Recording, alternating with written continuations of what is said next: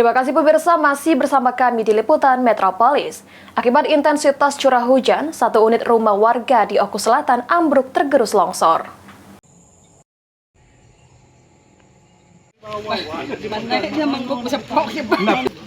Kemarin yang itu yang hampir roboh itu. Hujan yang mengguyur Kabupaten Oku Selatan mengakibatkan terjadinya tanah longsor dan ambruknya satu unit rumah warga yang berada di Kecipung, Kecamatan Muara II. Sebelum longsor, awalnya pembuangan air amblas dan menggerus satu unit rumah warga serta 5 unit rumah lainnya.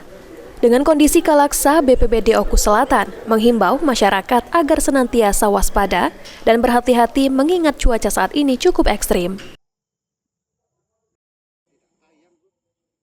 Terjadi longsor susulan ya sebenarnya, sehingga mengakibatkan bagian belakang dari salah satu rumah yang terdampak itu ikut terbawa longsoran masuk ke jurang.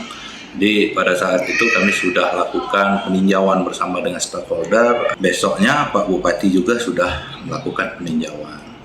Nah, hasil koordinasi kami dengan pihak PUPR bahwa itu akan segera ditindaklanjuti. Untuk terdampak sendiri ada berapa rumah itu, Pak?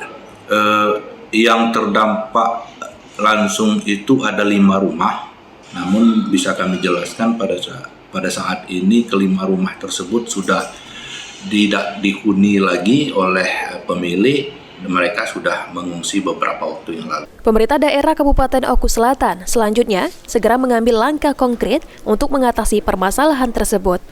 Sri Fitriana, PAL TV.